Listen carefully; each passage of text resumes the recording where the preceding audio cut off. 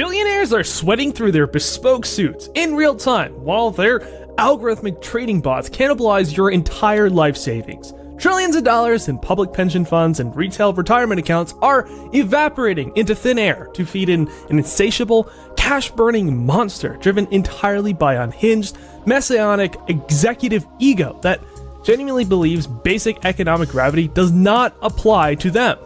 So then, how do you legally convince millions of everyday people to voluntarily hand over their cash and fund their own financial execution? Well, you have to have no morals.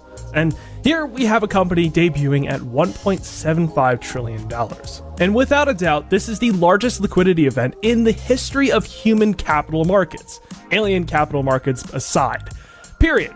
Wall Street analysts and retail day traders alike were looking at this stock and assigning it the financial multiple of an asset-light, infinitely scalable software monopoly. Basically, they were pricing a heavy metal-bending aerospace company like it was fucking OnlyFans. But they're doing this for a company that is engaged in the single most capital-intensive, physically perilous, low-margin business on planet Earth. And Musk's plan stoops even lower, because he's talking about strapping a single rack of servers, calling that a data center, and then launching it into space with highly combustible liquid fuel rockets and into the dark, unforgiving void of space. It's fucking poetry.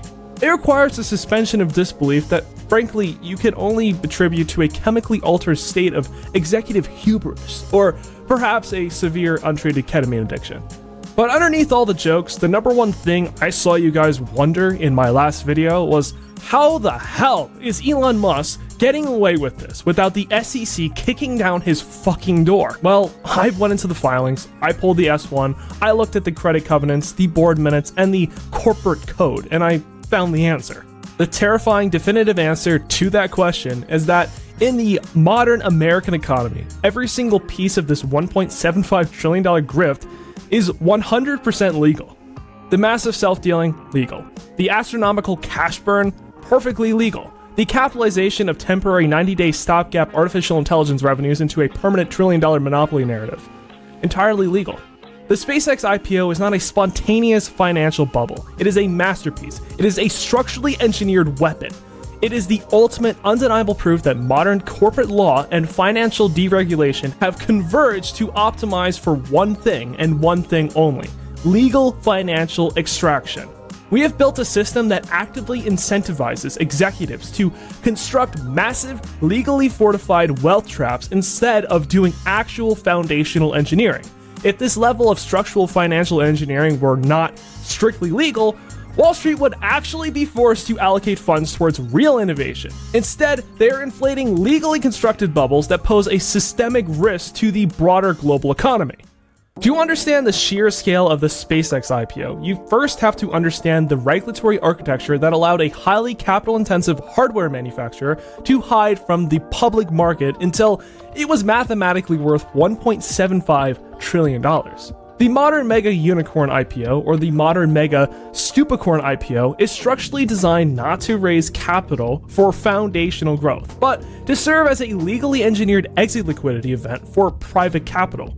Let's look at the illusion of public ownership, the math behind the grift. Prior to the offering, following a 5-to-1 stock split in May 2026, SpaceX had approximately 13.16 billion shares outstanding. But when they rang the bell on the NASDAQ, they didn't offer you 13 billion shares. Oh no, they authorized a free float of only 5% to the public. They offered exactly 639 million Class A shares priced at $135 a share. This severely constrained float creates an artificial scarcity mechanic. In the industry, they call it algorithmic crowding. This is where constrained supply forces quantitative models into a vicious, competitive bidding war. By restricting the supply of available shares to a mere 5% while maximizing global media hype, retail investors and institutional trading algorithms were forced into a chaotic knife fight bidding war over a microscopic fraction of the company's equity. On the first day of trading, the stock opened at $160, well above its $135 offer price. Within days, it spiked to a peak of $210. Fast-tracked index inclusion rules then legally forced passive retirement funds and ETFs to indiscriminately buy into this artificially starved float, regardless of fundamentals. And then, as predictably as gravity, the buying wave subsided, the realities of the constrained float were priced in, and the stock price collapsed in a straight line down to $108. It's probably lower by the time you guys are watching this, so who knows where it will be in the future. It wiped out hundreds of billions of dollars in retail wealth in a matter of weeks, while early insiders sat safely insulated behind their temporary lockups. If you're sitting there wondering, how is this legal to hide from the public for 24 years and then dump a 5% float at $1 trillion valuation? Welcome to the dark markets. Rule 144A established a shadow secondary market, allowing sovereign wealth and venture funds to legally trade private equity among themselves without filing public disclosures.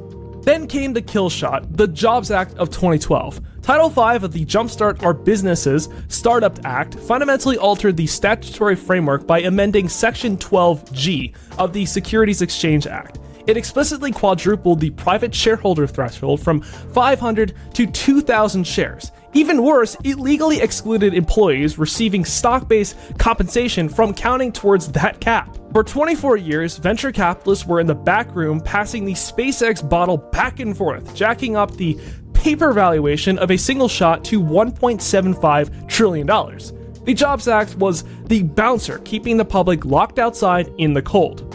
When the insiders finally got the massive bill, they unlocked the front doors, let 5% of the public rush the bar, and handed them the tab. By the time SpaceX filed its S1 prospectus, the primary wealth creation was entirely over. The IPO was not engineered to raise capital for Mars colonization. It was a legally constructed exit mechanism to transfer terminal financial risk from private venture funds directly onto the retail public. A critical element of the $1.75 trillion valuation is the narrative that SpaceX is no longer an orbital logistics provider, but rather a monopolistic software and AI infrastructure behemoth. To support this narrative and justify those ridiculous tech multiples, the company is leaning on a $28 billion annualized AI revenue run rate. Sounds incredible, right? Wrong. When you actually peel back the underlying contracts, you realize this figure is anchored by transient, highly fragile arrangements designed to mask structural overcapacity. It's a house of cards in a hurricane. Here is the reality. To power its AI compute operations, SpaceX built the massive Colossus 1 and Colossus 2 data centers in Memphis, Tennessee. Those were originally built to power xAI's native Grok chatbot. But since Grok has largely failed to achieve any meaningful commercial adoption or enterprise revenue, these massive facilities were left sitting with massive amounts of idle GPU capacity. To pump their IPO narrative, executives looked at this idle capacity and signed short-term compute leases with Google and Anthropic, marketing it to Wall Street as a permanent $28 billion run rate. But the legal reality is that these contracts were nothing more than short-term, highly volatile lease structures. Crucially, both the Anthropic and Google agreements contain 90-day cancellation clauses. Either party can terminate the contract with just 3 months' notice. Google's own cloud spokesperson explicitly told CNBC that the SpaceX agreement was executed solely to ensure bridge capacity while Google's own proprietary data center facilities were being constructed. This is the equivalent of a guy renting out a massive mansion for the weekend on Airbnb, taking a few selfies with it, and then using those photos to legally secure a $1.75 trillion mortgage. Projecting a permanent $28 billion annual revenue stream based on a temporary 90-day stopgap lease is a financial hallucination. Once Google and Anthropic bring their sovereign data centers online, these contracts will be canceled, and SpaceX's primary AI revenue driver will evaporate overnight. Poof! Gone! And this pattern of projected fantasy versus operational reality extends directly to their core aerospace division. Executive management originally promised that the Starship architecture would achieve operational orbital superflights by 2020. They said it would carry human passengers shortly thereafter. Look at the calendar, it's now July 2026, 6 years past the deadline. SpaceX has conducted 14 Starship flight test attempts. Even excluding the one that exploded directly on the launch pad in a massive fireball, the company officially claims 13 flight tests. Across all 13 airborne launches, not a single Starship vehicle has successfully entered orbit. Every single flight has remained strictly suborbital. In their July 24th test, the redesigned Super Heavy stage suffered a control failure and smacked into the ocean at terminal velocity. With independent analysts estimating the cost of each Starship vehicle at approximately $100 million, SpaceX has incinerated over $1.3 billion in direct hardware testing costs alone, without achieving a single operational orbital mission or proving full reusability. So, how is this legal? Under the regulatory standards of the 1980s, if an executive raised billions of dollars based on the explicit promise of operational orbit by 2020, and by 2026 had spent $1.3 billion on suborbital ocean crashes while marketing temporary 90-day server leases as permanent software revenues, the company would face immediate enforcement actions. They would be obliterated by class action security fraud lawsuits under SEC Rule 10b-5. But that accountability was systematically dismantled. In 1995, the same beautiful Congress that brought you the Great Recession overrode a presidential veto to pass the Private Securities Litigation Reform Act, establishing a statutory safe harbor for forward-looking statements. This law is a legal license to hallucinate. Under the PSLRA, corporate management cannot be held liable for false or misleading projections regarding future operations, technological timelines, or prospective revenues, provided that the statements are identified as forward-looking and are accompanied by meaningful cautionary language. By slapping an expansive disclaimer block on their SEC filings, SpaceX is legally insulated from liability when its projections prove entirely false. They can legally promise you an orbital Starship fleet by 2020. They can promise Grok market dominance. They can promise endless AI compute demand. And when those rockets explode over the Indian Ocean and the AI contracts dry up, the SEC can't touch them, and shareholders can't sue them. The PSLRA effectively codified the right of corporate executives to legally market speculative fiction to inflate public market valuations. It completely removed the penalty for lying to the public. Now, we get to talk about the absolute darkest part of this financial architecture: the movement of capital between the broader network of companies controlled by the CEO represents a severe structural stress test of fiduciary duty. To put it simply, Elon Musk is using SpaceX's newly raised public capital as a personal slush fund for his other ventures. Let's look at the self-dealing currently sitting on the SpaceX balance sheet. First, the SpaceX Cybertruck bailout. In 2025, SpaceX expended $131 million of its capital to acquire approximately 1,500 Cybertrucks from Tesla. The Cybertruck had suffered a severe commercial contraction, selling roughly 20,000 units annually against original executive guidance of 250,000 units. So SpaceX absorbed a massive chunk of Tesla's unsold inventory. These weird-looking stainless steel refrigerators were subsequently parked in SpaceX's facilities and offered to employees on subsidized leases at $400 per month, less than half the standard commercial market rate.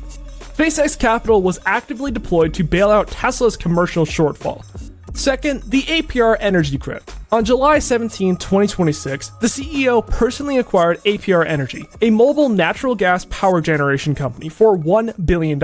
Immediately following his personal acquisition, APR Energy's public website was taken offline, displaying a 403 forbidden error to completely conceal its corporate disclosures from the public. APR Energy's carbon-intensive natural gas turbines are now being utilized to supply off-grid electrical generation to SpaceX's data centers in Memphis. Because the CEO owns 100% of APR Energy personally, while holding only a roughly 40% equity stake in SpaceX, selling power hardware from APR to SpaceX establishes a direct, highly lucrative channel to siphon capital from a publicly funded corporation into a wholly personal-owned entity. Under traditional corporate law, deploying public IPO capital to purchase assets from a vendor you personally own would trigger catastrophic shareholder derivative lawsuits for breaches of the duty of loyalty. But lucky for Tesla and SpaceX, they reestablished themselves in Texas. You have to own 3% of the company, either one, to sue them. Wow. But by moving away from Delaware, they missed out on the entire fairness doctrine being taken out back and assassinated in March 2025. That is the day Delaware Governor Matt Mayer signed Senate Bill 21 into law, allowing the assassination to take place. SB 21 was enacted in direct response to a mafia-style corporate shakedown known as the Dexit phenomenon. Major tech conglomerates and controlling billionaires literally threatened to pull their incorporations out of Delaware if the courts continued to enforce strict fiduciary standards and invalidated their executive compensation packages. And guess what? Delaware folded. The mechanics of SB 21 fundamentally altered Section 144 of the DGCL by establishing bright-line statutory safe harbors for controlling shareholders in related party transactions. Under the amended law, if a conflicted transaction is approved by a special committee of so-called disinterested directors, the transaction is automatically protected under the differential business judgment rule.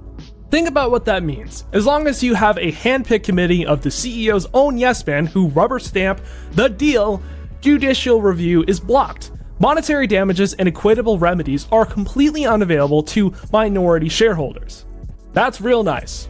Delaware Senate Bill 21 literally codified corporate looting. It created a legal safe harbor for controlling shareholders to siphon cash from one publicly traded company to enrich themselves at another, and explicitly stripped you of your right to sue them for it. The ultimate structural test of the SpaceX IPO and the final trapdoor for retail investors lies in the mechanics of its post-IPO insider lockup agreement.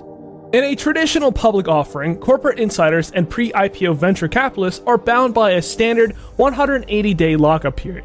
This ensures that management doesn't immediately flood the secondary market with stock and crash the price on the retail buyers. But SpaceX instituted a staggered multi-tranche lockup expiration schedule, and the clock is ticking. The primary lockup tranche expires on August 6, 2026. That's roughly 55 days post-IPO, and exactly 2 trading days following the release of the company's Q2 financial results. Remember that artificially starved 5% public float of 639 million shares that caused the algorithmic crowding and drove up the price? Well, on August 6th, that restriction vanishes. Roughly 911 million restricted insider shares will be released onto the market. The tradable free float will violently expand from 639 million shares to 1.55 billion shares overnight. That is a massive 142% increase in supply. Early VC backers and insiders holding liquid paper for a decade will sprint for the exits, unlocking 123 billion in insider equity by year's end. And who is going to buy all that stock when insiders dump it? You are. Because passive market cap weighted index funds are legally mandated to adjust their portfolio holdings based on changes in public float. These index funds will mathematically be required to purchase the shares sold by insiders during these unlock windows. Retail investors holding basic index funds and ETFs will serve as the passive mandatory liquidity absorbers for early private equity holders exiting their positions. The system literally forces your retirement account to buy the bag that billionaires are dropping. So then, the SpaceX IPO is not merely a product of market speculation, and it is, sadly, not a testament to American aerospace innovation. It is a legally structured liquidity mechanism. Every primary component of its $1.75 trillion valuation is supported by modern statutory frameworks explicitly designed to facilitate capital movements from public markets to private entities. They built a $1.75 trillion trap, they made it completely legal, and they used your index fund to bait it. Which is exactly why I need to click on the video right on your screen right now, because if you think a $1.75 trillion valuation is a joke, wait until you see how the Amazon Orbital embargo is dismantling Starlink, or how open source models are destroying foundational AI profitability and are about to turn this entire $3 trillion tech bubble into a radioactive crater. Or you can just get the fuck out of here. Thank you guys for watching. See you later. Bye.